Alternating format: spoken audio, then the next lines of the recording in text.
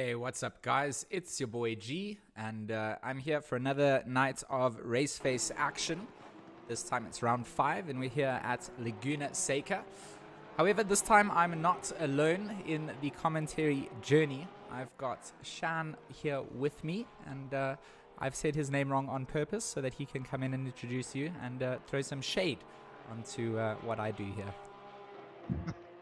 Hi guys, it's Sean Loebscher, not Sean.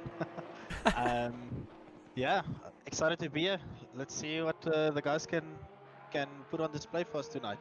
Yeah, so obviously we are just in the qualifying session coming down into the final 3 minutes. If you guys can just hear us and let us know that you can hear us loud and clear, myself as well as my co-commentator, hopefully he is coming across at a decent audio level and you guys can hear the game volume as well. Obviously we want to hear the cars, but we want to hear our voices too, so just doing some audio checks. Mr. Loebscher, do you want to give me an audio check as well for the stream? Yeah, check 1 2 check. So check 1 2 as we look at Mr. Victor de Kock, currently sitting in 3rd place, of course, on that starting grid. Starting at the front of the pack, not going to be a bad thing considering how many cars are out here, and that treacherous hairpin at the start of the lap is going to be a little bit awkward. Yeah, I'm having a look at Jason Absmeyer. Say again? No, I was going to say you can at least do it correctly. Absmeyer, is that right? Yeah, Absmeyer. Well, I guess he will correct me, but I'm fairly certain he's got Afrikaans surname. No, I told you that you're saying it correctly because he's already told me 1,000,000 times. Oh, so I guess he'll be very happy. as well. Okay, that's great.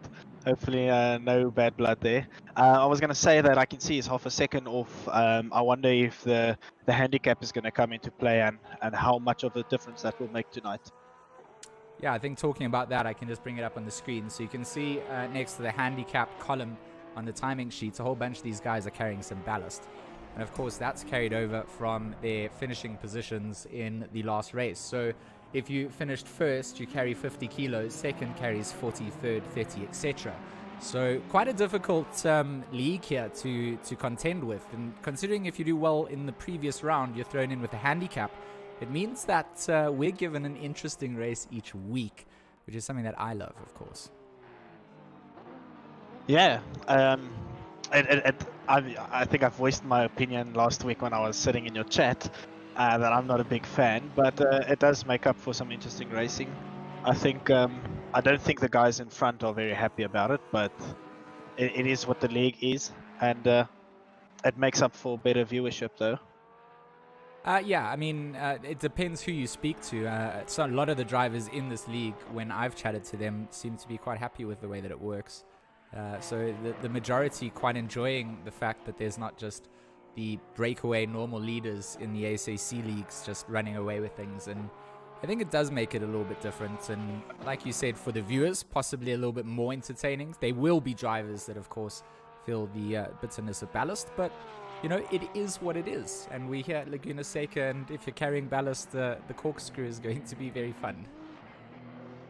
Yeah, I think it might around here make a bigger difference than some other tracks because of the track isn't that quick compared to other tracks. There's it's short straights. It is fast around corners, but there's also a lot of braking hard and then trying to exit. So I think that would make a big difference around here compared to something like a Monza.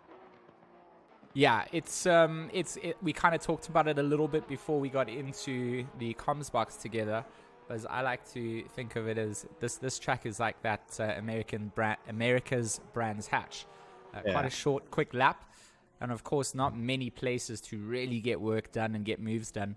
I think there's going to be a lot of just aggressive driving in terms of trying to pressure each other into making mistakes, because of course if you do touch the grass, which is not grass, it's just sand here.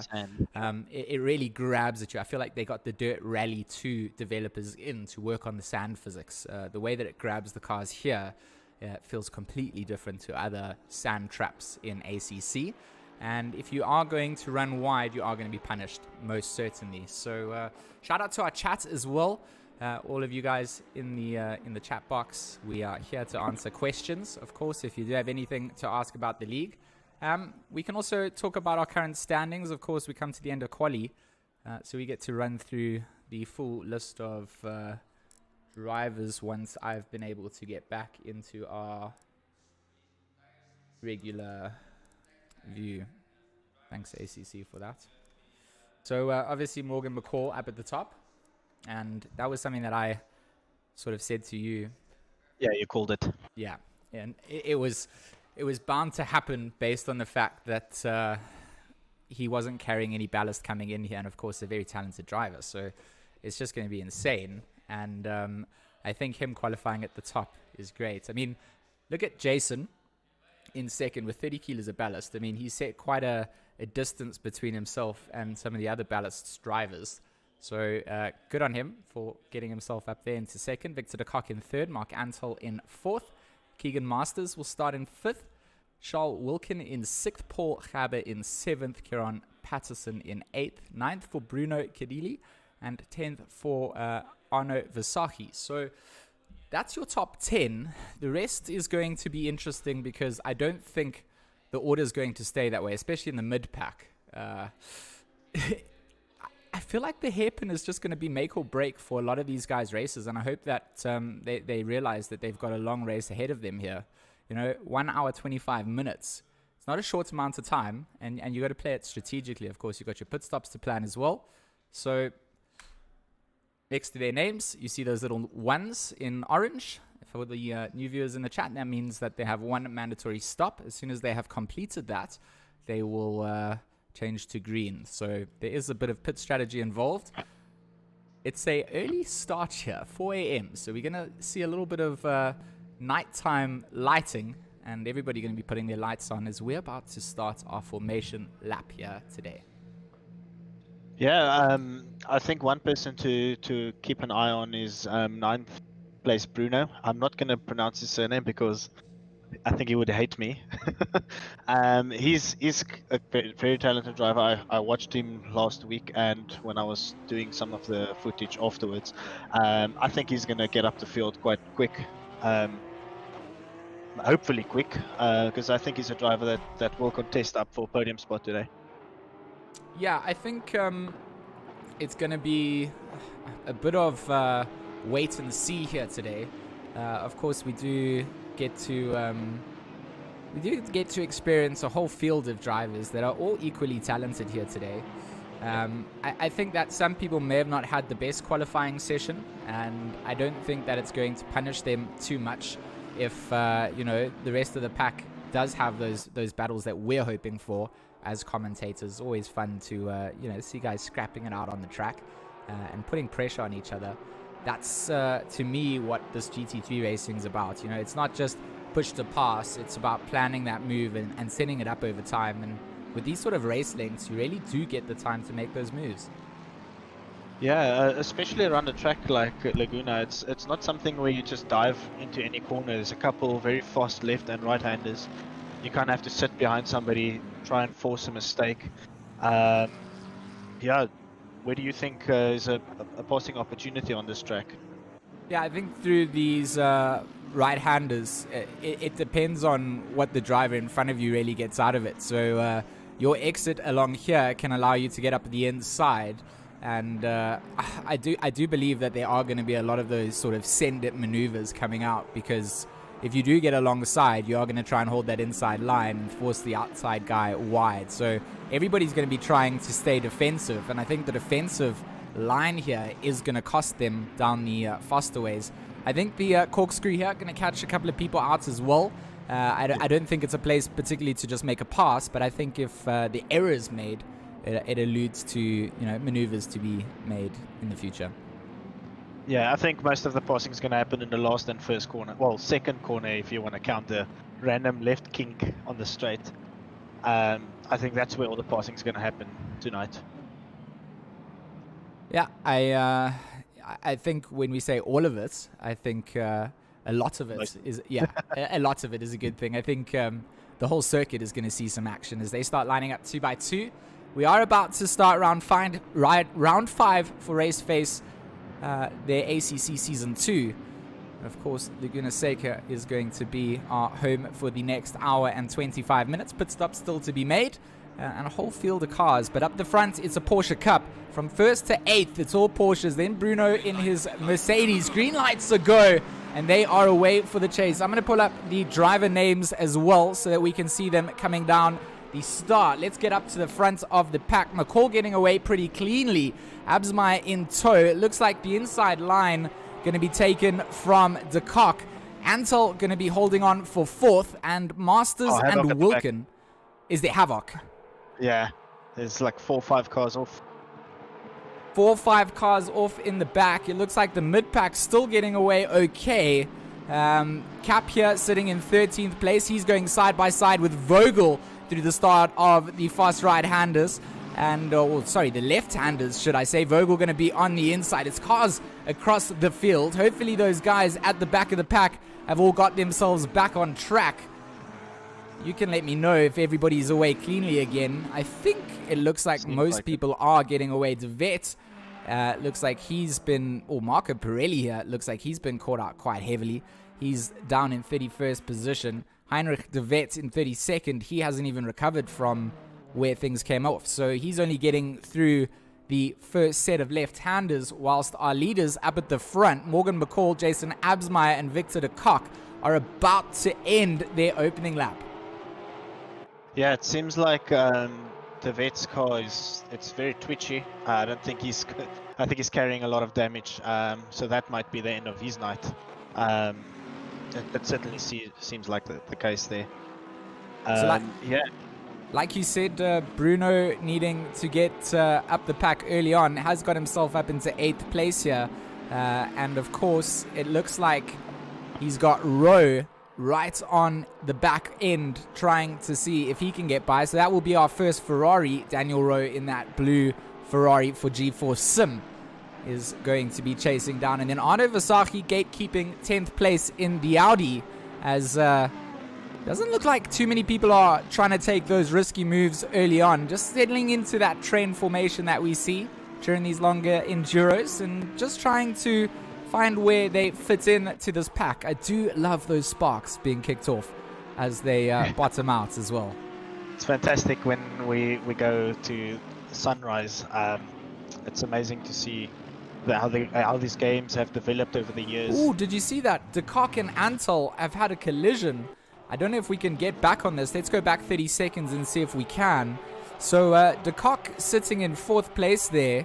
We're going to go back to the replay cam here. So I saw both of them coming off at the top of the hairpin, it looked like. Or sorry, at the top of the corkscrew. So Mccall getting through. Ansel coming down. Oh, De Kock's lot. They both just followed each other off. Lost it. neither person really at fault there. But look at them just having to wait. Look how many cars they're losing out to here. Yeah. So that's a big mistake, and that's allowed Charles Wilkin to take over 3rd place. So Mr. Wilkin for Seca Esports is going to be smiling, and he's chosen the right color car for a low visibility start to the race here today. Yeah, I think if this was Formula 1, Grosjean would definitely have said Ericsson hit him. That's crazy. It's a random spin, and then the car behind him just follows him. It's actually not a really standard procedure. That also not the best line to follow around the track. I think maybe getting a little bit excited seeing that someone else has made the mistake and then just completely botching it as well, following him down. It looks like Krobler here has got Vogel and Grayling looking like they want to try and take over some positioning here. Let's try and get some onboards here from Vogel. He's obviously got Grayling in that Lamborghini chasing down.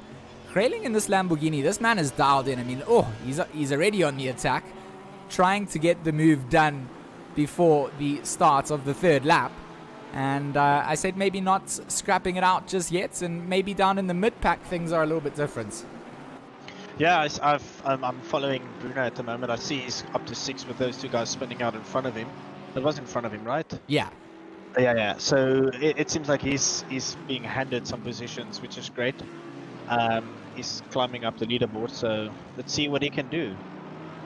So it looks like Vogel holding up Grayling is allowing Cap to also now squeeze himself into the contest for that place that Vogel holds, which is 12th. So everybody has to be in it to win it, and you have to be in it to capitalize it on people's mistakes as well.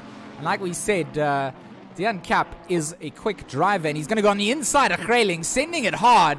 And what a beautiful little overtake. They are going to go almost side by side. Cap's still going to be on the inside here. Grayling going to be able to possibly get a better exit. Cap wanting to defend the line, and they will go up to the corkscrew in swapped out positions. Cap taking 13th over Grayling. Somebody went off Who was that? in front of us. Who was that? I didn't see his name pop up. Oh, Grayling is still trying to fight back. Grayling now on the inside. A great battle coming out between Grayling and Cap. So Grayling going to just take it back. And Cap going to have to look for where he can get it back again. And that's going to allow Barry Mayer in that Porsche to get right on the backside. That was close. Yeah, is he going to be opportunistic and just try and pounce on the little mistake from Cup? See if he can get past, but it does seem like Cup just pulled a small gap there. Maybe it's because he went straight onto his back and he had to brake a little bit harder than he expected he had to. Yeah, he did the right thing, right? He backed out, he was a little bit too close, and that will cost you coming out. So down the start-finish straight isn't quite as close as he wanted to be to Cap, but Cap fighting out with Grayling is going to allow Mayer to get back in there. So patience is the virtue needed here from the Iron Man-themed Porsche. The Patterson Works team, number 76, is going to also have Antle to deal with. So maybe that's going to allow Cap to get some breathing room. If Antle, of course, making his way back through the order after his spin at the corkscrew, is able to get some more done on to Mayer, that will allow Grayling and Cap to have their battle in peace. Grayling going quite wide, but carrying a lot of speed. Together, they will chase again up to the corkscrew. And like we said before, the corkscrew is an interesting place. And Antle is late on the brakes, but slow on the exit. So Barry Mayer survives an attack at the corkscrew. Yeah, also he's catching a little bit in front there. We see a nice little pack forming again. So I wonder who's going to do what, and if somebody's just going to sit back and try and pounce on a small mistake from the guys in front of him. Oh, Antal outbraked himself again.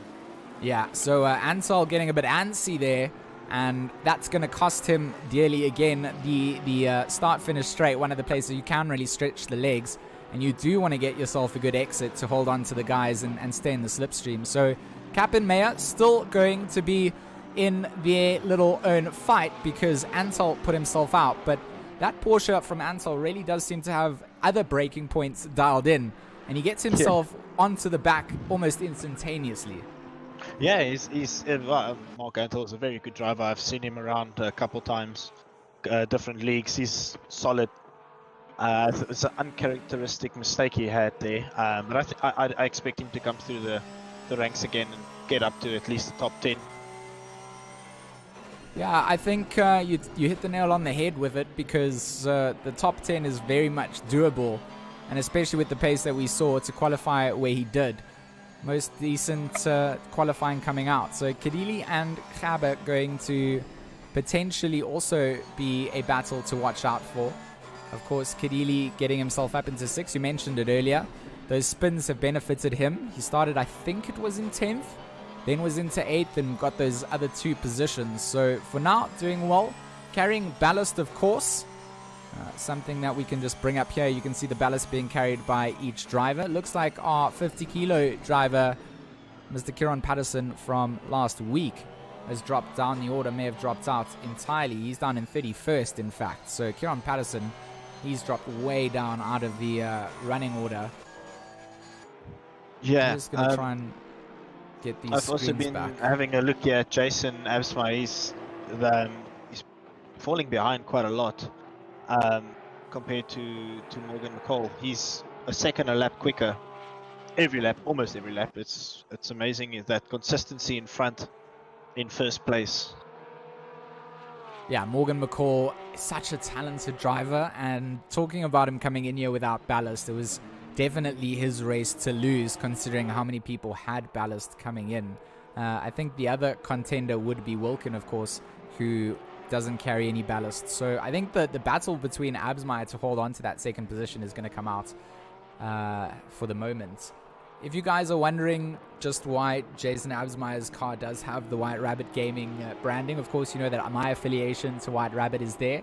I drive for the team as well, and we do some promo videos. So I guess going forward, if you guys have some custom liveries and you want to send them through to me, I can definitely run them on my streaming machine, and we can test that side of the waters out. So if you are watching the stream and you feel like getting some of those tested out, let's see if we can get it going for next week and get some custom liveries on the grid. Yeah, that would be cool. I think what we used to do in Assetto Corsa specifically is we used to send out a skin pack for everybody if they wanted the skins on when they were racing. So if somebody can create one and then send it out to people, that would be great. At least when you ride, you can see somebody in their custom skins. Okay, so Yuri, Jason's dad in the chat is just asking us to explain the 30 kilos. So it's a ballast system, really. So every race punishes the victors. I think that's the best way to describe it, or adds a little bit more of disincentive for them to win, I suppose, because ballast is making things difficult for the guys that have done well previously. So first place carries 50 kilos, second place 40, third place 30, all the way down to 10 kilos of extra ballast, up to fifth. So it does make for a little bit of a changed up order coming in. But Jason carrying 30 kilos of ballast, qualifying up in second and still holding on to second, does just go to show that he is a great driver coming out, with Wilkin and Masters equally talented coming out behind, carrying no ballast. I think it's going to be very difficult for Jason to have to defend against guys that are essentially driving equally powered workhorses, but not the same load. Yeah, like I previously said, I don't really agree with the ballast program. Wrong. Because yeah, it's crazy if you think about it. Jason's putting in all the hard work and then he gets added weight to try and shed during a race, which is a bit crazy, but it is what it is. It does add for some interesting viewers. I guess we'll see how it pans out, but I would have expected Jason a little bit more up front without any ballast on the car. No, for sure. I mean, for me to see a driver from my own team not being able to run away is something that I think should upset me, but it doesn't, in the fact that I understand why it's there. And, I think you're entitled to disagree with the ballast system. I think it makes for good, good commentary to have equal sides towards it. I think that a lot of the leagues have become sort of staled out. You sort of see them fizzle out towards the end of the series with drivers just losing a little bit of interest, and I think that's on them. They should drive harder, they should be better, but sometimes there are limitations. Sometimes people are just insanely talented, and sometimes that insane talent needs a little bit of dubbing, and it's done like that to not ruin their races, but to make it a little bit more interesting. And from their side, it's then about just managing something that's thrown in to make it a little bit different, So can you adapt to it? Can you drive with it? We saw Morgan Mccall struggle with it going into Bathurst, but here coming out, he's sitting at the front again. So, without a ballast system, I think we would just see a one-horse race or a two-horse race. Whereas here, it's about, can you manage with it? Where do you finish, and what does that affect you? So Masters and Wilkin are going to get excited here. I don't know if you want to take us through a little bit of this action. I'll get you an onboard footage here of Masters. Yeah, Masters. I think Masters is going to be the guy that's just going to sit behind them, hope for a mistake between the two guys in front when they're battling it, other than trying to pounce on it. I'm also seeing some. I feel like Jason is really struggling. If we look at the timing sheets, he's not. I think he's almost half a second slower than the two behind him.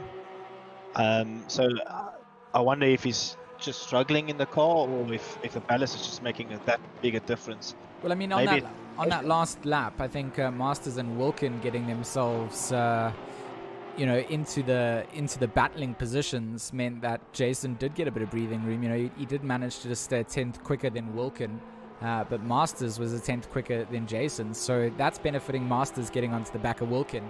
I think Jason will most definitely love the breathing room if those two can battle on track.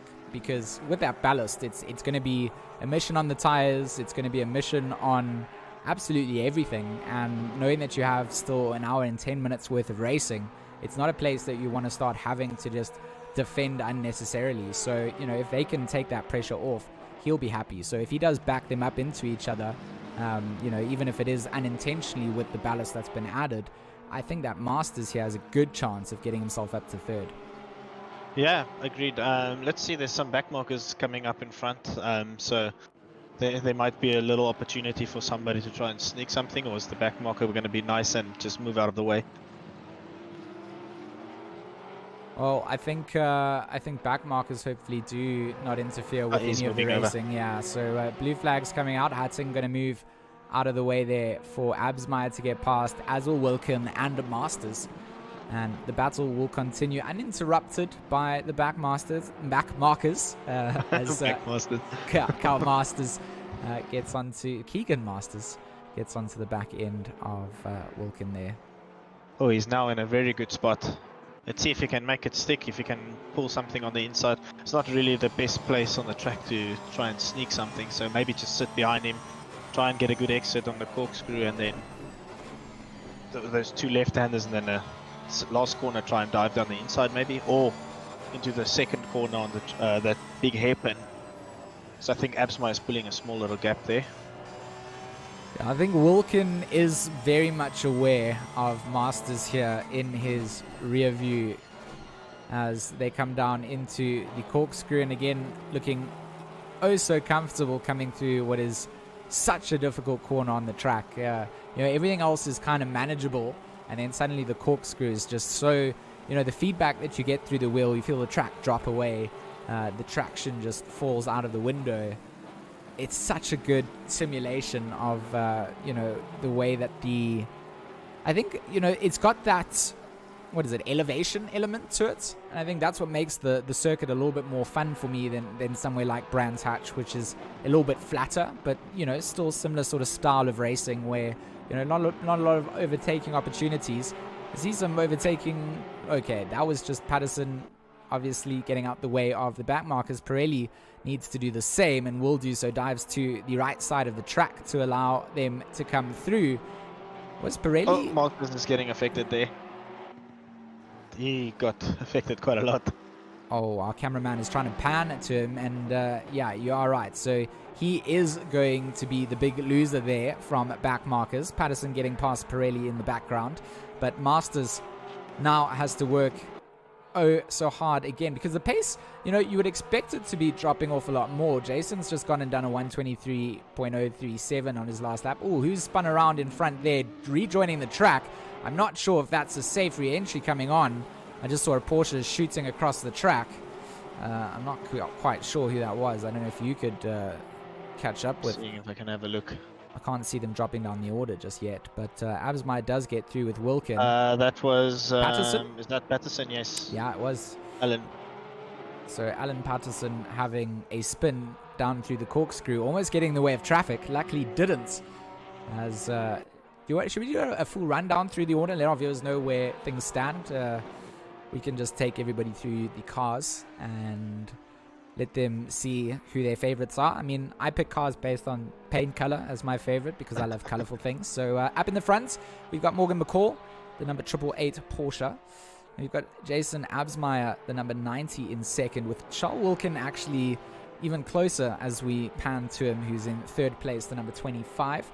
Keegan Masters is in third at the moment, and he's got Bruno Cadili behind him in fifth place, that number 1 WRG AMG. Paul Gaber in sixth place for Team Tryhard Pro. Of course, the number 51 going to be trying to get closer to Cadili, carrying some of the ballast there, as we look at Daniel Rowe's Ferrari, the first Ferrari in a sea of Porsches, what feels like a Porsche Cup. I said at the start, and I think that it's pretty fitting. We do see a lot of them. A lot of them have dropped off that front end, and they've kind of allowed other manufacturers to jump in. One of those being Arno Versace in his Audi for Press Esports in the number 94. Brandon Kruger in ninth place for Rad Races. Daniel Rose going for a pass. Is he going for a pass now? They were held up by back marker, so he's trying to grab the opportunity there. Okay, so let's just go back there. We'll carry on going through the order in just a second. That Porsche pulls so well out of a corner. Eh? Yeah, no, the Porsche His opportunity does wasn't into the last corner. He lost it there. I mean, for now, The Audi's coming down. But yeah, Versace's going to try and see if he can have a little look. So pit window going to open up. 45 minutes for them to go and get their pit stops done. Mandatory stop needing to be completed by everybody here. So will some of these guys that are stuck in traffic jump in early? That will be a call for them to make. So running down the order, we've got, I think, did we talk about Brandon Kruger? We just were on Brandon Kruger. So Johannes Grayling, the number 16 Lamborghini. I'm not a fan of that camera angle. His cameraman is not up to scratch here at the moment. Mark Antal, the number 111 in 11th. Bego Krobler in 12th for Team Wolf in his AMG. Barry Mayer in his, what do I call it, the Iron Man Porsche. But the Patterson Works Porsche, the number 76. I do love that chrome metallic. I think it's chrome. It's just chromed out. Dian Cap right behind him in his McLaren. Amrish Sienerin in his number 27 Bentley. Also a paint color that I've noted before in the past. That blue just pops. Bernard King, the number 22 in 16th. Sebastian Janssen, the number 17 in, the number 64 in 17. We've got Batis Hugo, the number 84 in 18th position. Arno van Mansberg in 19th, the number 977 Porsche. Jason Isherwood for the Old Racers Scarlet, the number 53, currently sitting in 20th place. Neil Berger, he's in 21st, and he's number 24. Also, some interesting colors going down on there, appealing to my color side. We've got Corne Strauss for EKZ in his Audi, the number 55, currently sitting in 22nd place. Alan Patterson, we saw him spinning off earlier in his brightly purple dashed Porsche, the number 65. I'm just trying to see if it's got any damage. I don't think he hit a wall through that incident. It does look a little bit scuffed up at the back end, but hopefully not going to be damaged, because it's still an hour of racing for the Porsche to do here, as we switch over to Marco Pirelli in the pit lane at the moment. So he's possibly taking an early pit, going to try and undercut some of the drivers and get himself some clean air when he comes out. Heinrich de Wet in number 9, the number 9 Ferrari in 24th place. Kieran Patterson, who was our race winner last week, carrying 50 kilos of ballast. The 123 Porsche struggling down here in 25th. Victor de Kock in 26th place, as he also I think he was caught up early on. Remember, him and Antal spun at the corkscrew, right? So he's dropped down to 26th place. Also, still hasn't got into the pits. Heinrich Hatting, we saw him earlier on the screen just briefly as our race leaders came to pass, and he beautifully moved up the way. The number 52 is currently sitting in 27th. Francis Vogel in 28th place for Team Tryhard, the number 5. Marco Pirelli is finally getting himself out of the pit. So our first pitter will jump out as we look down to Jason Gray in lone old 30th in the Old Racers Scarlet, number 29, sitting in 30th, who's just got Sean Buck behind him on the leaderboard, but unfortunately it looks like Buck has retired on lap 6. So Jason Gray here on lap 13, so almost 3 laps behind our leaders. So a lot of work for Gray to do to get back up. I'm not quite sure what happened there, but yeah, that's our run through. And what have you noticed whilst I've been talking rubbish on the internet? Absolutely no battles at the moment. Everybody just seems to be being holding space there. Although there is a 4-car queue or 3-car queue between Bruno, Paul, and Daniel. So that's the closest battle on the track at the moment. Yeah. So 5th, 6th, and 7th, all looking like they are quite close to get. Oh, Versace's also in there, so add 8th position in the Audi for Versace to the mix. Looks like Jason Absmeyer and Charles Wilkin are also pretty close together. I mean, Absmeyer's done a great job at driving his Porsche around with a bit of ballast and holding off against someone like Charles Wilkin. Such a talented driver.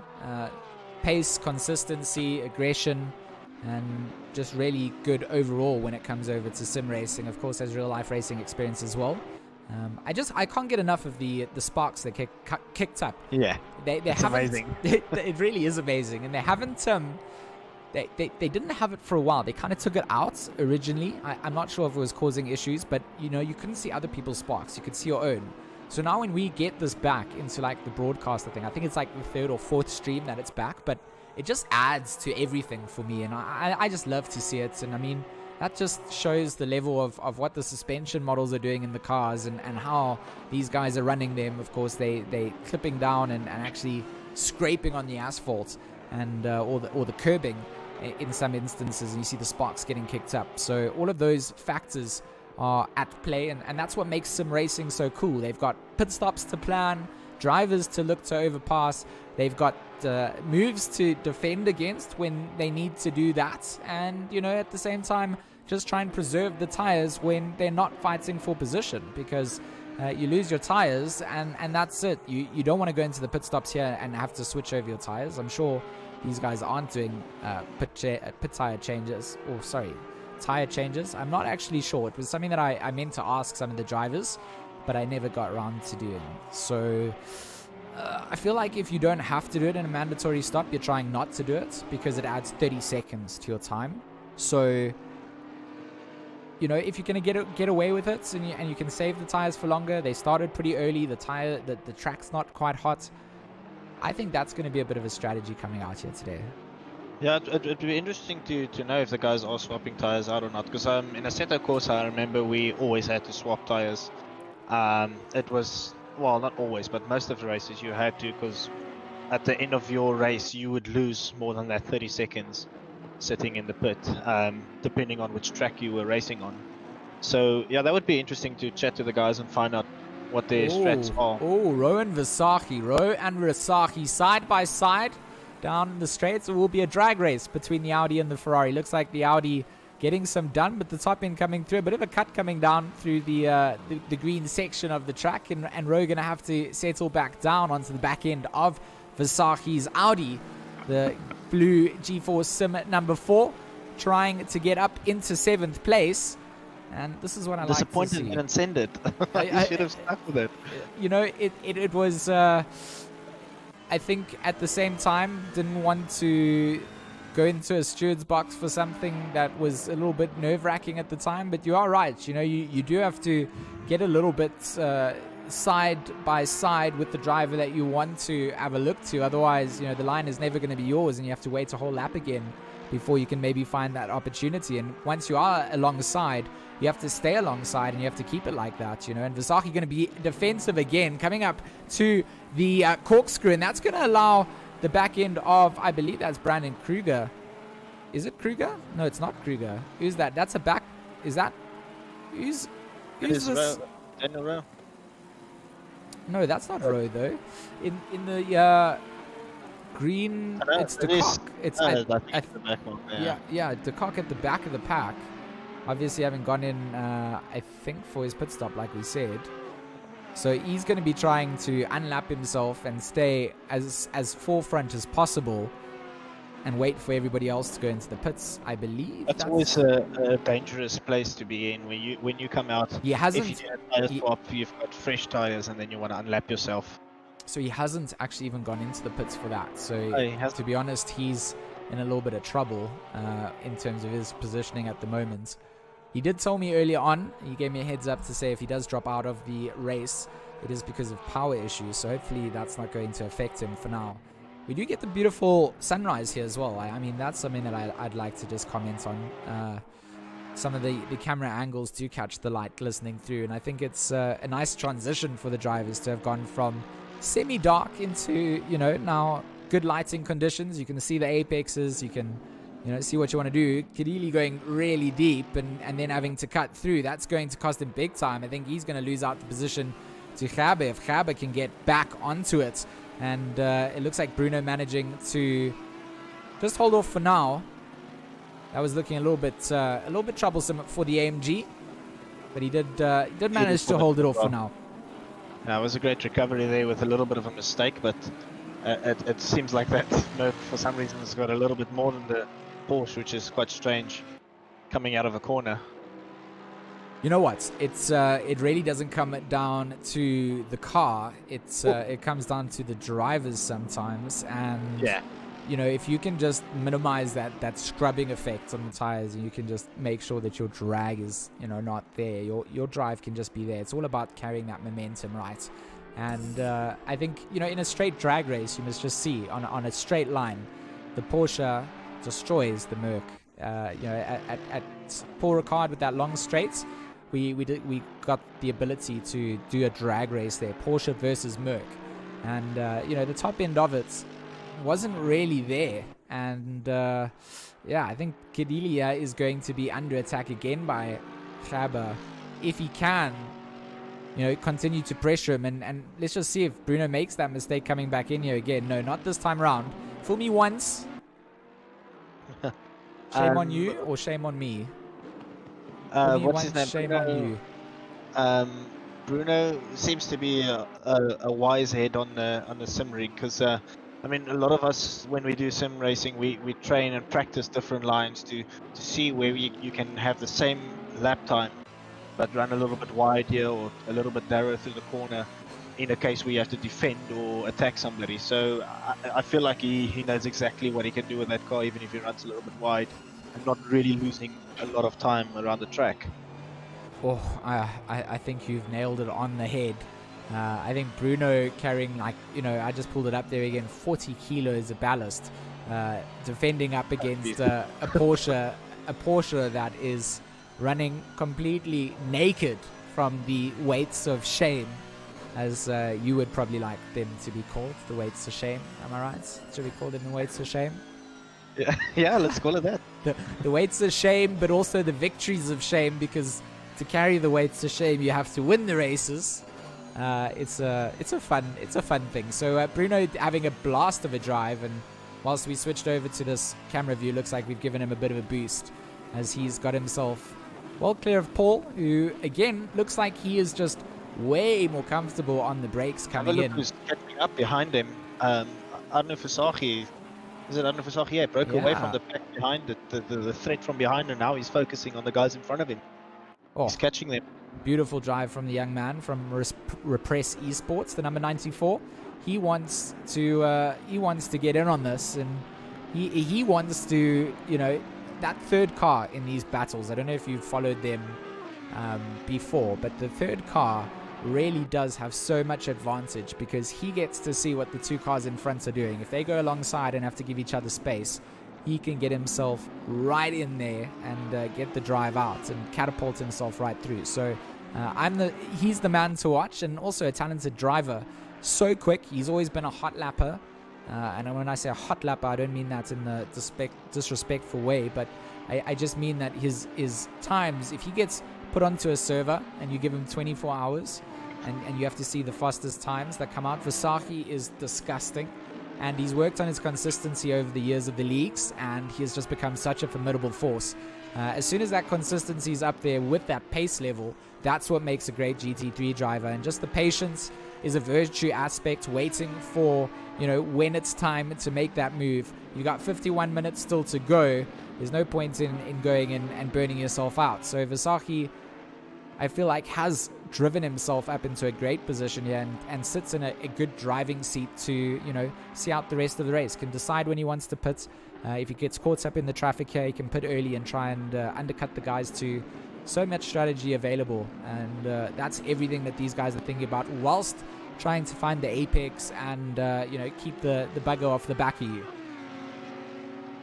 Yeah, there also seems to be a nice little battle developing a little bit back to at 9, 10 and 11 between Antel, Creer and Greiling.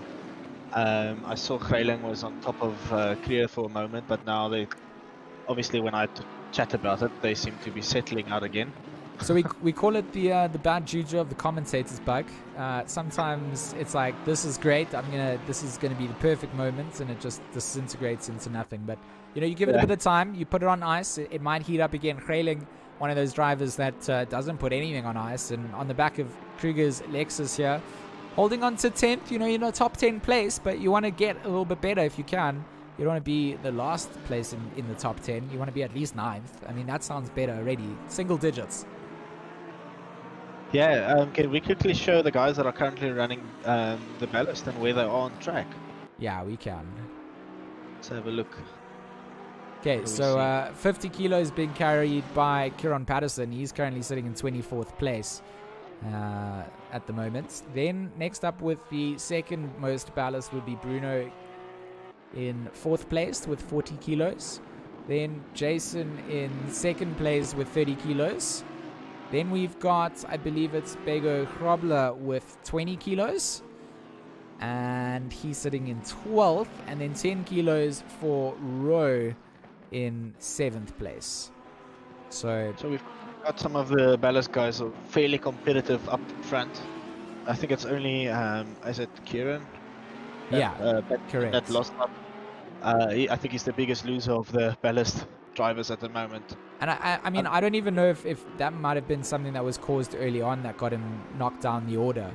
I think it's not ballast that would put him in that kind of a place. I think only an incident would have really put him there. Switching back just also to just talk about Mr. McCall, Morgan having a race of solo hot lap mode at this point in time. The number 888 just out here and doing his thing. Hasn't had pressure from Jason from like lap 2. You mentioned his time and consistency just being there. And, he just continues to just sit out there and just bash away the lap times. And, for him, it's down to when he feels like pitting, he's going to catch up through back markers. If he gets himself into too much traffic, might see him going into the pits. Still 28 minutes of pit window remaining. I also want to throw to you for a little bit, and then I want to jump over to the chat. I see Yuri has some Skinner, as you would say in the... Yeah. Have I said it right? Did I do it with the right accent? Skinner, yeah. Skinner, yes. I'm so good. You're going to teach us Afrikaans. As we learn, we're going to learn Afrikaans every day off stream, and I'm going to throw in a little bit. And then when we get to Kailami, then when I say the Vos Roliki, you guys will know that it is the sausage curb at Cheetah that I'm referring to, and not some random, what has George said? So I'm currently following Shoal Wilkin with keen eyes because he went into the pits. He was sitting behind Jason Absmeyer. So I'm quite curious to see if he's going to do an undercut or if he's going to lose out. Once again, I don't know if these guys do tire swaps. If they do tire swaps, then he would be in a good spot. If he doesn't, then... I honestly don't think... Yeah. I think that there's no mandatory tire stop here. So I think that if you've got the option, you don't lose 30 seconds over the race duration not switching your tires out. I think the the track temperature is 17 degrees, so it's reasonably cold. I think you're getting a lot of extra length off the tires. I think the front runners are definitely going in to either just go up and drop down, or if you also trying to ballast out with or balance out with fuel, maybe you're throwing in a little bit of fuel. But it costs you time in something that isn't mandatory. You literally have to make your stop within the window, and the choices are up to you of what you want to do. Yeah, I guess let's keep an eye on it and see if he's got clear track in front of him now, if he can put in a couple good laps. Having a look at his last lap, is a little bit slower than Jason, so that's not going to put him in a good spot at all. But let's see what this lap turns out to be. Hopefully he gets... it would be nice to see Jason exit the pits and these two guys are on top of each other for another first, second, third corner battle. Yeah, I think when we do see some of these guys jumping into the pits, we are going to see some of the things changing up and giving us some more on-track battles to talk about. We do think we saw last week how things heated up towards the end and gave it up to us. So Jason is going to go into the pits to serve his mandatory pit stop, I believe. I do love this pit entry camera. Out of all the cameras here where I throw shade at some of the cameramen who don't seem to know what they're doing, the pit entry camera works out pretty well. So Keegan Masters will be able to take over that second place temporarily. Of course, is going to still have to pit. So that will just be temporary unless something goes wrong in the pit lots. We have to talk about that. We see a lot of pits actually being done. So a lot of drivers jumping out of the pits after serving their mandatory stops. There's some things that I wish we could just get a stat for to see who's done a pit in our little broadcaster app as opposed to having to just see it on the screen. You know, those little things would just make it so much easier to see where they are for position, etc. But, you know, for now it will be Masters to stay in second place until he jumps into the pits. Versace, who's dropped down now to 16th place in terms of his position because he has gone into the pits. But, of course, a lap ahead, Masters here will drop back down and be on the same lap as someone like Versace when he goes and serves his mandatories. Wilken and Absmire. Wilken's going to actually get it this spot there. It seems like it. Let's see around the what's it, second corner? No, that's Wilken's spot. Seems like he's got it. Just. Yeah, so the pit stop going in early, working out there for Wilken, it looks like. And that was the sort of undercut strat that we were talking about, right? So you go in just a little bit early. You haven't been able to get on by just yet. So go in early, see if it works out. And for now, it looks like it has. So Wilken will jump up the order. Currently sits in 10th, but those will all change up a bit. Reading out some of the stuff in chats, of course, Yuri, Absmeyer, Jason's dad again, obviously our biggest chatter at the moment. He was the one that, of course, gave us Jason's nickname last week, which I got to pronounce on stream, and is really the reason that you're here with me today, right? Is to correct me on Pashash. Pass horse. On pass horse there, so you know, you killed me with that. There was a little bit of random inside jokes. So you know, you're just giving us some info there. Just you know, Jason's been playing for what looks like 8 years ago for 1,000 Rand for his first rig. And I mean, I know just recently TGN Simulators jumped in and threw over a sponsored rig his way. So it's his first race in that said rig. Unfortunately, racing with the Ballast of Shame. I don't know. I like it. I kind of like Ballast of Shame. It's now working. Yeah, that's a good name. But it's not really the ballast. It's the Pride and Shame. The Ballast of Pride and Shame. Because you have to carry a leading tag to be able to put it into your boot. So Carl Petzer is asking Discord in the chat. I'm not really sure what that's about, but yes, we do Discord. If you're looking to get into casting, guys, just a shout out there as well. We do open our arms willingly if you are willing to and wanting to do something. Just get hold of us here. That's exactly what happened last week and why it is not just my voice you hear in the comms box today. So thanks so much for joining me, mate. It's so much better having someone to talk with, and I appreciate you being here. Yeah, it's a pleasure. I'm trying to get my best English out. Obviously, not my first language, so it sucks a little bit. But at least I can correct you with some Afrikaans word every so often. So that's fine at least. Yeah, I mean, we could just cast the whole race in Afrikaans. You know, I'm pretty fluent in it. Hard pass. Yeah, hard pass coming out there. Oh, look at Verstappen is trying to lap himself against Keegan Masters. He's on top of him. I hope that he doesn't do a you are right. When you say he is on top, he was on top. And it looks like Master's going to go into the pits. So that's going to work out. I wanted to mention one very interesting fact about this game is that you have to set up your own strats and try and think for yourself while actually racing. Where a game like iRacing, for example, you have crew chief, a couple people sitting in there, and they can change your strats while you were racing, and it's as simple as you just focus on the race. Whereas this game, you have to keep an eye on the scoreboard. You have to figure out who's doing what.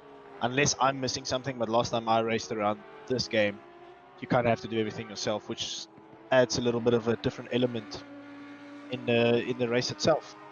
No, you're absolutely right. I mean, you do have sort of an in-game crew chief guy that kind of just gives you updates on your lap times and things like that. But everything from what you're doing on your little MFD as you scroll through it to set them up for your pit stops, to you know what your fuel is and things like that is all done by you. You can use third-party apps to get fuel readings and things read out to you, etc. But yeah, it's a lot of strategy going down whilst having to drive, and I think it's a lot of pre-planning coming in. You want to try and negate as much of that on track as possible, so that when you are here, you can just bring your best lap times to the table and not really have to, you know, struggle too much with your pit strategies and things. Like I said, I do really believe that lots of these guys are just using that pit stop as a stop and go type thing, and you know, trying to get themselves out there. Looks like Mccall. I thought Mccall was having a battle. It was just Masters who's come out from his mandatory pit stop in 6th place there, but on the back of Mccall. So Mccall, of course, staying out. He's not gone in to serve his mandatory stop, and for now, you know, he will just continue to run away with things. He looks very comfortable. Track temperature up to 18 degrees as we hit 6:30 a.m. in the morning here at Laguna Seca in America. The American Brands Hatch, WeatherTech Raceway. I'm assuming there's a lot of people standing around the track with donuts and coffee right now. I mean, I've seen a couple of them, a couple of guys waving some flags too. Shout out to our flag wavers. I think they're the MVPs here, you know, tirelessly out there waving blue flags for the likes of drivers that are not on the same lap as our lead car here, Morgan Mccall. But of course, he's there because he has not served that pit stop. He will be going in at some point. He's got 19 minutes left to do it. But I feel for now, he hasn't really got anyone, you know, in his way. He's got the clean air. He doesn't have anyone battling him. It's just his race at the moment to lose. So, you know, for him, he's just planning it out. We'll go in when he's ready. And I don't think the pit strategy is going to change up the order for him for now, unless something in the pits goes wrong. You know, he clicks the wrong button, presses change the brakes, and it's 45 seconds extra added onto the pit stop. Imagine that. You know, it can all happen. But I was going to ask, I'm assuming these guys are filling up the cars again. It's not just a stop and go, because some of these guys are stationary for quite a while. Yeah. Sorry, you just I just lost my audio to you there. Okay. Can you hear me now? That. Yes, I can hear you. Okay. I can hear you more importantly, because I think you could always hear me, but my Discord literally just freaked out. You can still see the stream as well, right? Viewers, the stream is still up. Everything just died out. So just repeat yourself for me, please, yes, sir. I think it's my mic actually. That's a little bit weird. Okay. Okay, so my question was, are these guys just standing there for X amount of time, or they're actually refueling in this game? Because they're stationary for quite a while, so I'm assuming they're adding fuel and not taking tires. I mean, it depends. If they're there, if they're stationary for like 30 seconds, that's generally tires. The fuel is variable with what they're going in with, and I'm not 100% sure what everybody's doing, because I didn't pay attention really to the race rules. So sometimes I come into things a little bit what I feel like naked and unprepared. And yeah, you know, Batters normally gives me the briefing, and I'm, you know, I get the rundown and I can understand what I'm doing. But sometimes there's just so many leagues happening and so many events that I'm like, is this the one with the mandatory tire stop, or the mandatory fuel, or the no stop but a pit window? You know, Ansel going to come in from 2nd place. So, I mean, he made his way back up through the order. We saw him spin out from up at the front, and he's just kind of stayed out there, extended his pits time, and tried to just see what he can get done out in the field. So he's going to go in from 2nd place.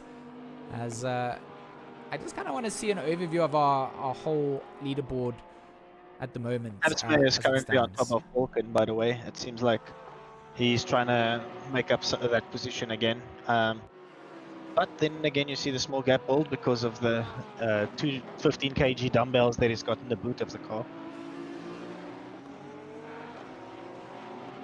You're not wrong. I think, you know, he's now not in that position that he wanted to be in earlier, where he was allowed to defend, and going to have to try and get all the way back onto the back end of Wilkin, and then pressure him into allowing that side-by-side availability, because that's what it's about, squeezing in and getting alongside and being able to pass fairly there. You know, no one wants to dive, no one wants to make those mistakes, especially running up at the front with only 35 minutes to go. You know, it's all that pressure there. You feel like you want to make a move, but you also just have to know that if it ends now, it ends for both of them.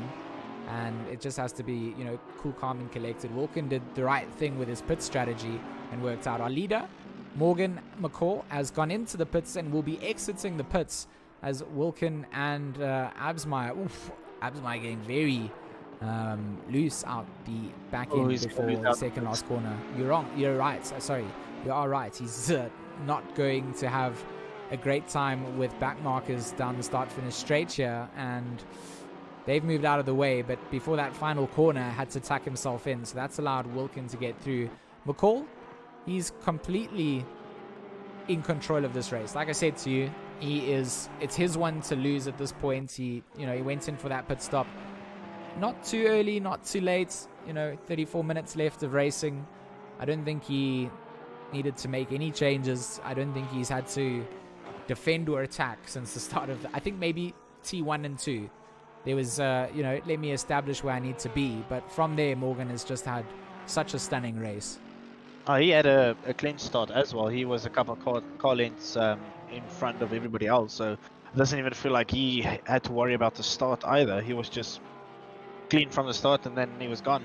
Jason had to defend from the threat from behind from the start. So that was, I guess that was very lucky and fortunate for Morgan. And he's been building a gap from lap 1 all the way. I see Johannes Greiling in the YouTube chat said his internet dropped, and that's why he's out of the race. Oh, that's unfortunate. So our Lambo driver not here to represent in, I feel like it was the only Lamborghini here. I don't remember seeing another one when we went through the order. So going down the pack just a little bit, it looks like Sebastian Janssen, he's got a back marker of Patterson trying to unlap himself here. So Janssen in 14th place. The best thing to do if there is someone that's giving you pressure and, it's not for position, they come in to unlap themselves, I always feel is just let them get on with it, because you're losing out the most if you hold on to them. So I want to see if we've got some De Kock, and are they on the same lap? They're not. It looks like a lot of guys kind of off the same laps at the moment as well, right? De Kock is on lap 33. Hudson is on lap 33. This is a drag for position. This is for 24th place. Looks like De Kock going to have the inside coming up into the hairpin. And an easy move being done for the VDK Motorsport number 189.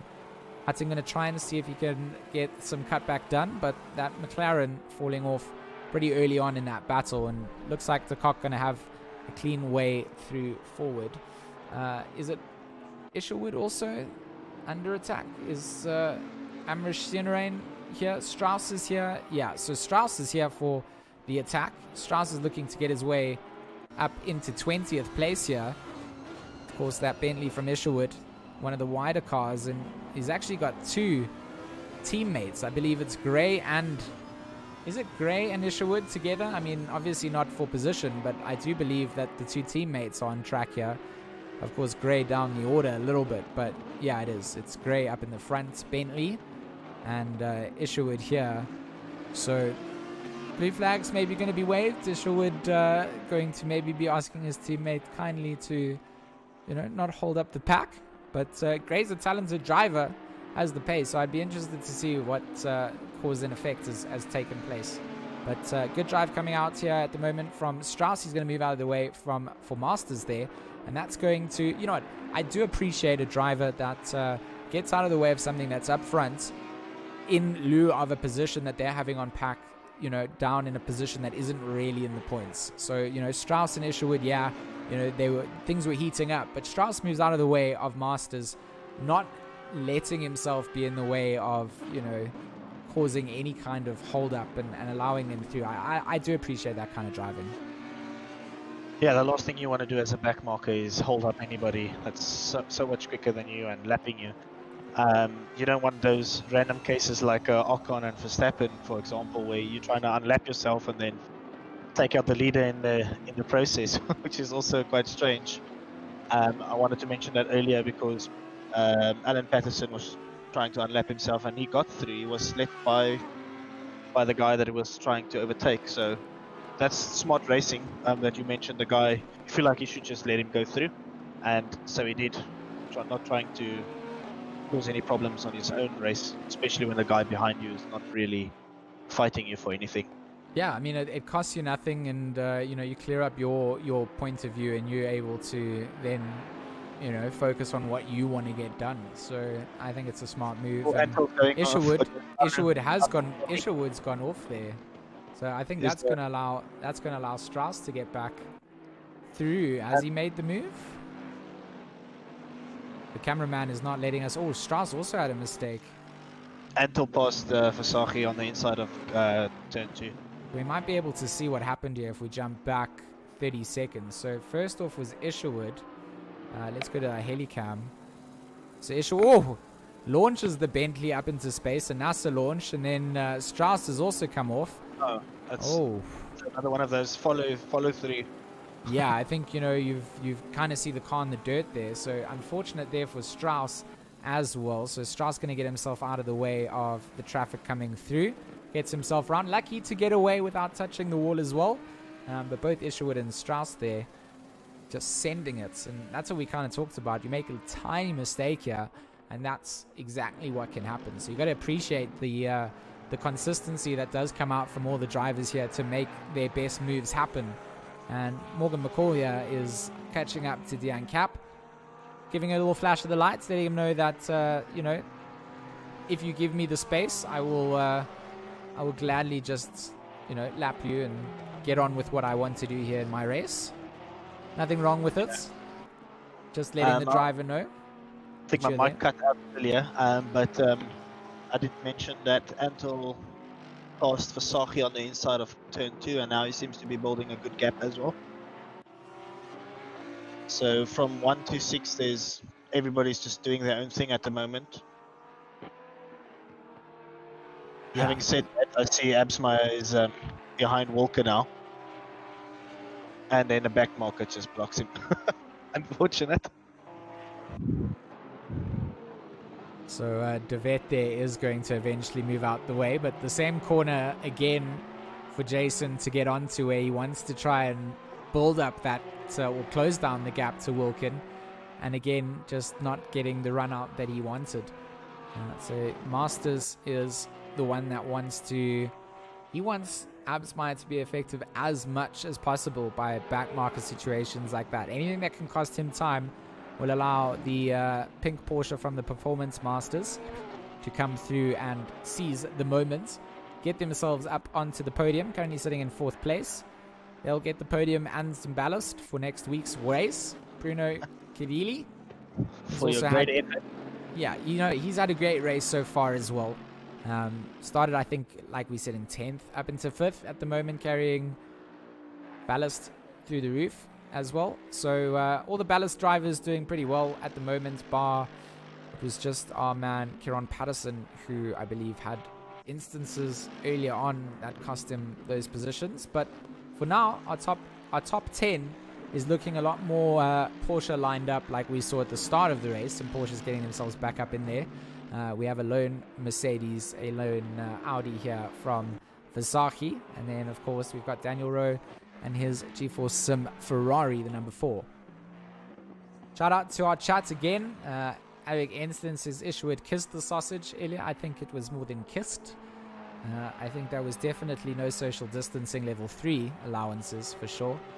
He was motivated by the NASA launch that we saw earlier on in the week, or last week, whenever the launch was. Last week? Weekend? Yeah, earlier this week or weekend. Yeah, it all just merges together, when it's I just know the days by sim racing. So today is sim racing day, Thursday. Yeah, I was about to say, do you even keep track of days? Because I don't. No. It's there's been weekends where I woke up, I'm like, okay, I have to go work, and it's like, it's not a work day today. It's not a work day, it's just a weekday. It's a regular whatever day. Wilkin, he's doing a good job of just defending the 2nd place off of Absmeyer. And of course, Keegan Masters trying to get in on this, but at the moment, not quite in the margin for us to be able to get too excited, which I want to get. I want to get excited. Patterson is going to be lapped here by our leader, Mccall. So honestly, Morgan Mccall is on a mission to just get through the field as many times as he can. He's still doing 1:22.5s as his race pace at the moment. His best lap is a 1:22.2, so Mccall is really flying here today. Yeah, he's on a league of his own. He hasn't had any threat during the race. The closest anybody got to him was when they went into the double file to start the race, and maybe when he passed somebody in the pits. Yeah, no, it's and I do like the lime green sort of matte vibes going on with the green wheels. You know, I'm normally not a big fan of colored wheels, but it works out. It's a lot of green. It's got the black in there. I quite like it. It's easily identifiable, that's for sure. You gave us a nice green car when you were streaming your desktop last week. I mean, shots fired. You can obviously see the bias towards Porsches and green Porsches at that, and I don't think it's a bad bias to have when the one that we're talking about is at the front of the pack by such a margin either. So, you know, if I could have that as a wallpaper too, I'd probably say that. Wilkins Porsche is probably a little bit closer to the one we streamed on my desktop. A little bit closer in color. I would have either one, you know, if you're going to offer them to me tonight. Like, choose one right now. Maybe Wilkins one because it's the race version. Trying to see if there's any battles on track, but it feels like everybody's spread out. So I wanted to also, you know, you keep avoiding Bruno's surname. You know, you said earlier you're scared he's going to shout at you, which he won't. He's a gentleman and a scholar. For however long I called him, I mean, I don't even want to go back through the history of what I've actually called Bruno, but it's always been for the love of it and for the love of his driving style. But he did tell me the other day, Bruno, I think it's Portuguese, he said it was, I'm going to try my best to how he made it sound, which was a lot more exotic. But I think the right way to say his name is Brunkadil, like or Brunkadil, or something like that. Yeah. Like, so originally I would have gone with the classic African Kadile. I think, yeah, I was, Cadhill was my original. Yeah, I remember, yeah. Yeah, but Brunkadil is the sort of the way that he's made it sound, but he's told it to me so many times and I get it wrong all the time, and I apologize to everybody here whose names I, you know, sometimes butcher. I think I've gotten better. You guys are welcome to Discord us and let us know how we say it if we have been saying it wrong the whole time. We're here to learn and we're here to grow, and every driver here I feel like I've grown a little bond with, from, you know, even dabbling in season 1 when Evo Media was kind of broadcasting some of the races and I took over some of them. You know, I got to you know, learn some of the familiar faces. I do feel like RaceFace.Pro is one of the quicker growing league racing communities here in South Africa. The driver numbers are through the roof. They've got a Pro-Am and Am split going down, so if you are keen to register up, go over to RaceFace.Pro on the interwebs. Make sure you sign up, join the Discord. There's Discord links there, and get part of the action. If you are looking for a little bit of just track time as well, you're welcome to come and join myself on Monday nights. I do a little bit of Monday night racing. Yeah. Are you there? 11 Masters was sideways on the track. Oh, was he? He back out? Yeah, he's back on the track. He was standing sideways. Yeah, so I think the Isherwood curb was the killer again. That's, I think it's T1, 2, 3, 4. Yeah, that inside curb. It's kind of like off camber, and you don't really have an exit. Yeah. So yeah, that's Bruno is within a couple seconds now. So let's see if he can maybe towards the tail end of the race get himself into 4th. I mean, if you know, there's any flat spotting that's taken place on that Porsche's tires, that's going to definitely work into Bruno's hands.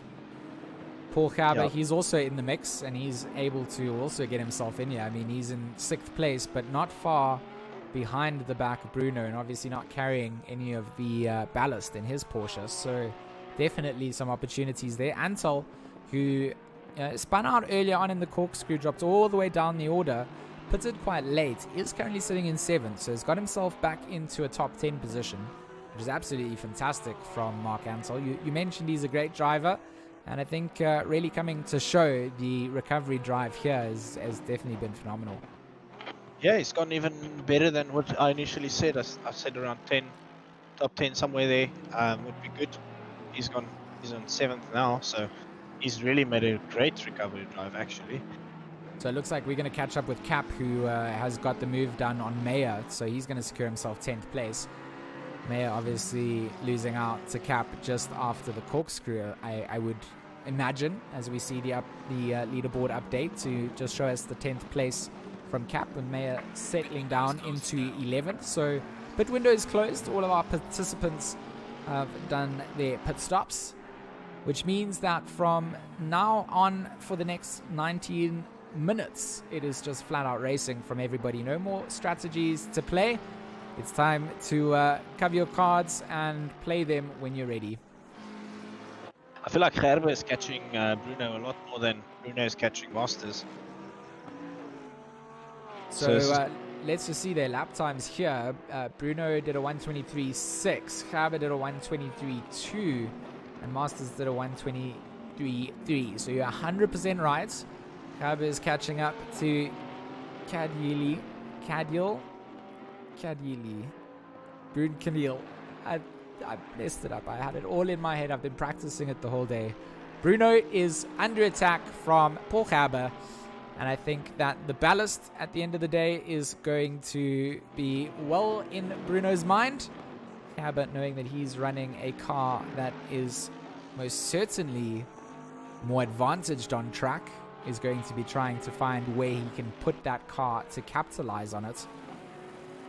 Just look how narrow it is. I mean, there's really not even place to go, too wide most of the time. There's a couple of places you can, but if you are, it's putting you in such a bad place that if the car is putting himself on the racing line, you're pulling on the outside most of the time and trying to get something done on such a narrow balancing knife's edge that you touch that death dirt, it is over.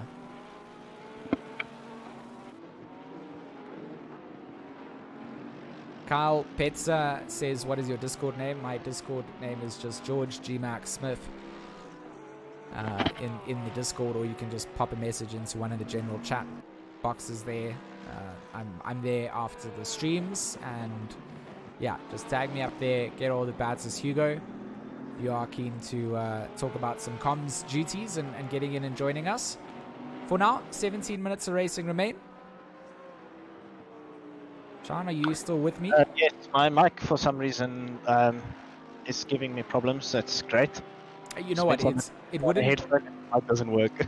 It wouldn't be a broadcast if there were not technical difficulties. I mean, you were here for at least an hour of me panicking whilst not being able to get audio sent across to the stream PC. So yeah, we're just happy that we can have things up and running. And if sometimes your mic bugs out, I'm okay with it. It's better having you here than not. The Uncup lost his 10th position. I think he spun out or something because he's in 12th. And Barry Meyer and Johan, is it Bego Grobler? Yeah, Bego Grobler, that's it. They are on top of each other right now.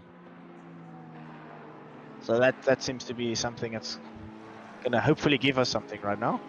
Oh, you're not wrong. It is there right on top of them. The slipstream is there from Bego Grobler on the outside.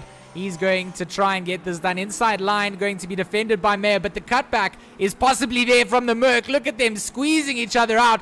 Running wide is the Porsche. He's touched the dirt. That's going to allow the Mercedes to have a look. I think that Bego definitely felt like, he had maybe overstepped the line there and backs out to give the Porsche the position back. Good bit of driving coming out from the Mercedes there as he waits, and this is where the move can be made. The patience has been there for the Mercedes. Round the outside, he goes again. Mayer trying to hold it down, but wide he runs, and Cap now runs in and sneaks his way through, and perhaps Cap will have the legs to get something done onto Rowe as well. Geez, that was a bit intense there. It got so quiet, and all of a sudden, he's got to run now. He has to go down the inside in the second corner here. And it seems like he's going to go for it. Use a little bit more track. You did say you wanted to see someone send it. He breaks late, but has he outbraked himself? A cutback coming in from Mayer potentially, but Cap with a beautiful bit of driving, going to get the drive away, and Mayer losing out hard here. Bego Krobler trying to send it now on the inside. Krobler gets the move done. Mayer loses out 2 positions. Oh, why did you break that early? He could have at least tried to stick through that one. Yeah, he, I feel like you've lost out the positions. You're just like, nope, I need to save my race. There's 15 minutes left, and I'm being put on the edge. 3 times Mayer ran onto the dirt and managed to keep the car between the line, as we see Hudson unfortunately not managing to do the same thing in the background. But Mayer somehow manages to hold on to 12th after, running onto the gravel. Cap gets through, the biggest winner there, really. I mean, Bego Krobler, we talked about it, 3rd cars in the train, keep an eye out for them, and he saw the battle going down. He saw the wide run coming out from the Mercedes. Mayer, of course, had that compromised exit coming down from the corkscrew, so the move was there to be made, and Cap regains that 10th place that it felt like was robbed of him 2 laps ago. Krobler ran wide. He ran wide, and they've got Vulcan approaching. So this is a battle on track for positioner, of course. Behind, they've got Wilkin in 2nd, the lapping car that wants to come and get something done. So blue flags are going to be waved. Neither driver here would want to yield to it, but it looks like Mayer is. Yeah, Mayer is going to yield hard and allow Wilkin to get through. Krobler here doesn't quite have the place to do it, so I'm sure he's going to be waiting for Wilkin to get right up behind before he elects to move over. And of course that's allowed. You don't have to jump out right away. It's a courtesy to be done. But if you've got the pace and that driver isn't being held up by you, there's no reason why you shouldn't be allowed to drive at your pace, especially if you are in front of them there. But this is an interesting situation because it's all battles for position. Wilkin and Absmeyer would be battling out. Bego Krobler and Mayer would be battling out as well. So Mayer going to be under threat from Absmeyer in terms of being lapped, so he might again be lifting off early to cool off the battle that he was potentially having. If I was Mayer, I would have tried to sit on top of Vulcan and try and get an opportunistic pass in there, but now I see Absmeyer is going through. Easy. Yeah, Mayer did not let off there to allow him through at that point. It doesn't look like Mayer's yielding to the blue flags that time round at all there, and is eventually going to just move over. It looked a little bit strange because it looked like Jason was trying to send it up the inside of the final corner there, and didn't quite get the exit out. So looks like Wilkin is going to get past on Krobler there as well, which means that little battle is going to just wait for us a smidge longer. Hopefully Mayer can get back through and get back onto the back of Krobler, but I think that driving style wise, it looked like Mayer was always going to sort of yield out, and I think that Krobler kind of felt like that. So if he put it in the right place, he wasn't going to be the driver that was going to back out when they went side by side. Bruno and Gerber, you want to watch this? They're on top of each other now as well. Bruno and Gerber, yeah, we're going back there. Okay. See if Gerber's going to get his elbows out and try and push him off the track and get a position, or is he just going to sit there and hope for a mistake? I mean, this is that's where you have to get your elbows out, push somebody out of your way. It's no other way to really get through. I mean, it's I think elbows out and push through is an interesting way of describing the glorious driving standards that we uphold at RaceFace. But there's an element of needing to get your car alongside for sure, and without getting into there, you're not going to have a chance at perhaps getting through with a new position. So I do feel like Gerber does have the pace to do it, and this is it. I feel like Bruno's positioning his car like a champ there. There's no way he's going to go around him. He's going to try and just hold off on the brakes, try and make sure the cutback potential isn't there. Gerber very wide, and good bit of driving coming out from Bruno. Oh, very wide again. Pressure mounting from the driver, putting pressure on as Paul Gaber runs off wide twice. Number 51 now going to need to push again during the last 10 minutes to get those opportunities, and those opportunities wasted. Yeah, and the biggest loser of that battle we were watching previously is Jason Absmeyer, because he only got past, is it Barry Mayer right now? And I think it's like a 4-second gap between him and Wilken. So he lost out a huge amount of space on the track. You're not wrong with that. At the moment, just holding off third place or holding on to third place at the moment, which is okay. Podiums are fine. And I think drivers, after a race like this for an hour and 25 minutes, especially if you're battling with the likes of having to carry ballast around, it's a tough race, and you'll go to bed smiling either way. Whether it's ballast or no ballast. We'll always talk about the ballast because it's going to be a talking point in this league until it concludes. I see his father, Yuri. Yuri said, as much as I understand why you get punished with weights added to the game, or to keep the game fair, I personally think it's like dishing out a red card in a rugby game kills the game / race. I actually think it does the opposite of that. It actually makes the race a little bit more interesting at maybe the sacrifice of the players or the sim drivers, because the fast guys won't be able to just run away the entire time. But yeah, I think definitely have a chat to some of the competitors. I think they're the guys driving. They give you a good feel for what they feel the balance is like. So I'd be interested to see if you do have a chat to Jay during the week, and next week's stream you come back and see if there's maybe a different opinion on it. But it most certainly keeps it quite interesting for a lot of the pack. And Gabi here definitely going to be loving the fact that he can hold on to the back of Bruno Kadili and perhaps take a position bettering himself in the point standings. I would just like to come back to Yuri's statement. I have to agree. It's like sending the All Blacks out on a rugby field with only 14 players to start off with. Although they might beat you, but it's a very close game. I'll allow you to have your opinions here as long as we don't have to talk about sports that aren't racing. Like rugby is just, rugby. I have to use the reference. Sorry. Hey, it's a reference. It's a reference that I don't understand. Okay, it's like, are you a football person then? No, I ride motocross, and I love watching racing cars. Well, and that's it's like sending out people on a 250 class out with a 125. And be like, some of my friends would need me to ride a 125 so that they could have fun in the 250. So, that's what it's all about. A little bit of fun as well on track.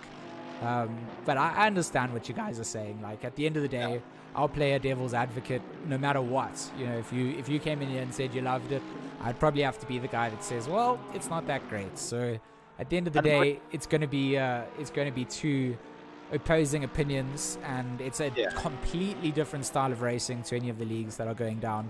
I stay away from the word, Masters has made a mistake. Has made a mistake. It's like sending out Mercedes in the Formula 2 cars. It's like, go win a championship, which they probably still will. But I agree with Yuri. No, I mean it's not everybody else on track was slower here either. There's ballasted cars, there's unballasted cars. So next week when Mccall goes in, I mean McCall had ballast at Bathurst when you were cheering for Jason's positions there. He was driving against cars with ballast. So you have to understand the double-edged coin as a supporter as well. Whilst your driver doesn't have ballast and is doing well, you'll be cheering. Whilst they have ballast, you should still be cheering for them, because the position that they sit in whilst driving with a heavier car that's meant to disadvantage them goes to show the skill and talent at the end of the day. So the stats and things that can be pulled out to see where people finished with extra levels of weight added in and things are all available from Bats's side at RaceFace. He keeps all the stats. He's a very stats-based guy. So I'm keen to see after the 10 races what comes out, to see what worked, what didn't work. It's a trial series, but everybody benefits and everybody races in the same thing. So there's no one here that is not getting ballast or is getting ballast unfairly. It works in a series, so everybody's in controlled circumstances, and I think that's where fairness has to be looked at. Everybody races with the same understanding and the same rules applied. Then you think the fairest possible way of doing it is just not having ballast. That's fair. No, I think you have to look at you have to ballast certain cars, like the actual cars, BOPs, are not BOP'd correctly in the game. So if you're not going to add some kind of BOP into your league, you have to then focus on doing car-specific BOPs to certain tracks. So people that just say you can just, why don't we just run? Why do I love Cup Series? Like, you go and watch me cast the Cup Series. It's my favorite series of racing because everybody's in the same power horse and everybody is just down to the driver's skill. And right now we still just see two skilled drivers fighting it out whilst we talk about the ballast system. I mean, I really hope Gerber is going to dive at some point. Try and get on top of him and send one down the inside. I mean, yeah, there's an element of yes and no. I want him to find the position to do it, but I don't want it. I'm not talking about sitting at 5 car lengths behind and then just go straight in with 5 minutes late braking. I'm talking about getting on top of him and then send it. Not a wild one which will cause both of them to potentially lose out on the track. But so you want him to make a move, not a dive? Yeah, well, a good. I mean, it's still a dive, but not a dive bomb. I mean, the dive bombs in the sim racing are what comes out of dives necessarily most of the time. So I was just double checking that you wanted to see a move being made, and you're not hoping for death onto poor Bruno's Mercedes. No.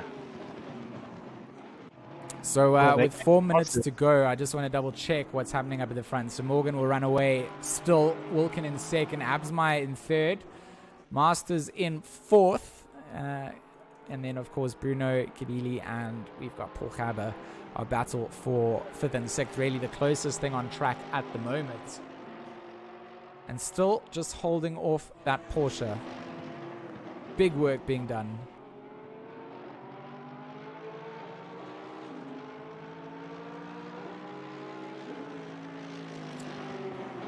So Yuri in chat, if you're not as good as the rest, remember why they are so good. It's called putting in the hard work. Fair.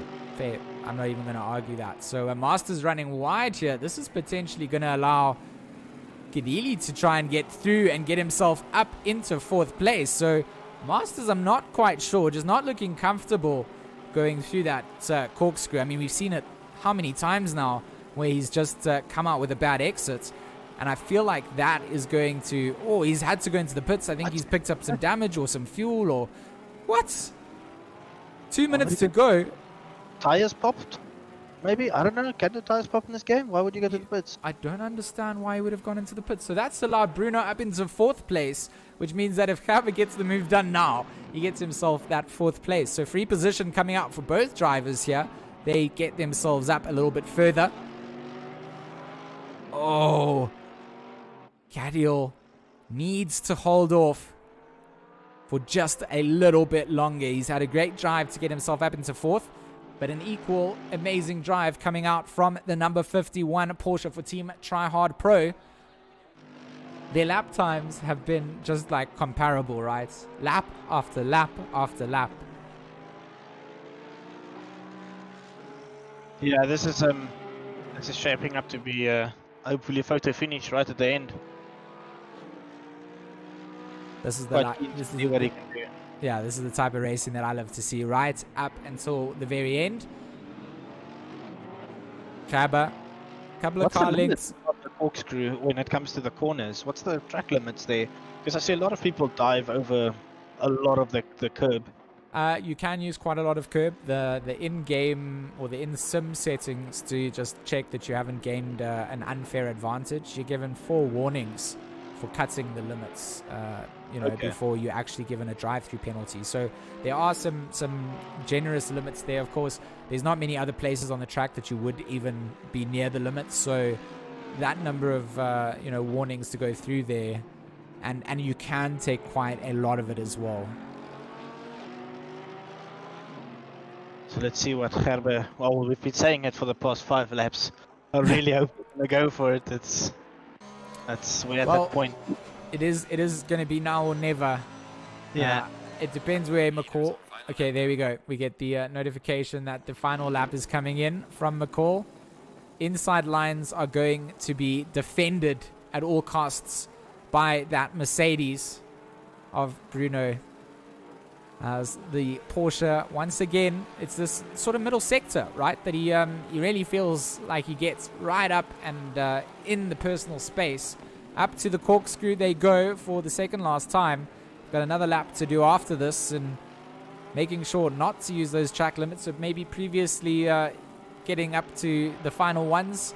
But for now, Gerber is still in the money to make things possible for his team here. 5th place at the moment, not a bad place, but pride is on the line too. Versace and Cup came together on track. Versace lost his... oh, hold on, we're going back to Gerber and Bruno. I mean, we say going back, we just can't stop with these two. And once again, they'll go through the hairpin for the first or the final time tonight for the RaceFace.Pro series. Come on, Gerber, give us one. Give us one. It's been a great... I mean, I can't even cheer for Bruno to defend it. It would be too biased as a White Rabbit Gaming participant. But I most certainly... I'm loving the battle on track between the two of them. And I definitely... it's so tough for me. You know, Porsche's my favorite manufacturer. Bruno's in my team. What do I want to happen here? So Mccall is going to go and cross the line. We're gonna just quickly go and see his donuts before we go back to the battle on track, which is... It's literally coming down to the wire. Through the corkscrew. Both are clean. Gerber is too far back at the moment. He's trying to carry speed. He's getting as close as can be. 2 more corners to go for these two. Wilkin will cross the line in second. Gadiel is defending, and a collision has been incurred. Gerber and Gadiel will collide. Gerber is waiting to give the position back there. So Gerber, a good bit of driving coming out, gives the position back. We'll see Wilkin cross the line in second. Absmeyer takes third. Gadiel in 4th place. Gerber will take home 5th. Mark Antol 6th. Keegan Masters will finish in 7th place. Daniel Rowe in 8th. 9th for Dian Cap. 10th for Barry Mayer as our top 10. Then we've just got Grobler, Versace, King, Kruger, Janssen, Van Mansberg, Grayling, Senerin, De Kock, Isherwood. Let me pull this up as well. There we go. Patterson, Vogel, Hugo, De Vet, Patterson, Strauss, and Gray, Berger, Hutton, Hendricks, Buck, and Pirelli was our full running order. Some of those drivers obviously dropping out as well. But Sean, what an amazing bit of driving. Right at the end, we did see a little collision coming in. But, driving hard will yield to those kind of things, I suppose, and giving the position back. But phenomenal race overall, and a good drive coming out from Mccall at front, or at the front, of course. Didn't really get to feature too much as he ran away with things, but good drive overall. Yeah, I think it's a flawless run from Mccall. When I went on into the last lap, and I was like, okay, I saw him. He was on the outside of the track. I was like, oh, he ran off, and I was like, oh no, he finished the race. That's how clean and quick it was. But he was amazing. And then there was a really good battling between Absmeyer and Wilkin. I feel like it would have been a little bit different if we didn't have the 2 dumbbells in there, but it is what the league is. Next week, unfortunately, McCall's going to sit with, 50 kgs? Yep. A good bench warm-up starting place. But for me, the battle of the day must go to Bruno and Gerber. I think Gerber just had to send it down the inside. He had nothing to lose. He realized he made a mistake and he gave the position back, which is great sportsmanship. And that's ultimately the type of things that we would like to promote in racing. Is if you realize you make a mistake, best way to say sorry is give back the position and then go from there. Yeah, I think you've nailed it on the head there. You don't want to see guys come into contact, especially if it's like a send that you shouldn't have sent it. But if you are aware of it and you give the position back, it goes a long way. It didn't change the race results at the end of the day. The drivers all finished where they should have. It was a good night's racing overall. I'm not even going to disagree with your drive of the day. It was most certainly, there might have been some drivers down the order that also felt like they needed it, but from what we saw on the stream, Some great defensive work coming out. Ballast coming in next week again for the drivers. It's not going anywhere. I love it. And I'll be a big fan of it. So, Sean, hopefully you're going to be back with me next week. I know that you've got a karting series on Sunday. So, guys, if you are available on Sunday, what time is it? Give us some details. Plug it. Yeah, this South African Online Karting League, so RSA Online Karting League. We're starting with round 1 on Sunday at 1 o'clock. The juniors will start. They will run for an hour and a half, and then we go over to the seniors for another hour and a half. So it's 3 hours worth of racing. It's on the Sim Kart Race Pro. You can find that on Steam, so it's PC. Yeah, that is about it. If somebody wants to get in touch or want to join the league or just watch it, on Facebook they will get us. What is it? At RSA Online Kart Racing. Perfect. That's about it. And join, follow, watch it. It's going to be fun. Some really good karters in there. So, yeah. Yeah, something a little bit different maybe for the viewers in the audience. I've never really watched online karting things. So if I've got, I'm pretty sure I've got some time on Sunday. I'll probably see you there. But thanks again from my end for joining. Thanks to all our viewers for being here. And yeah, until next week, we'll see you next week. I'm going to go and end the stream quick. We'll see you next week.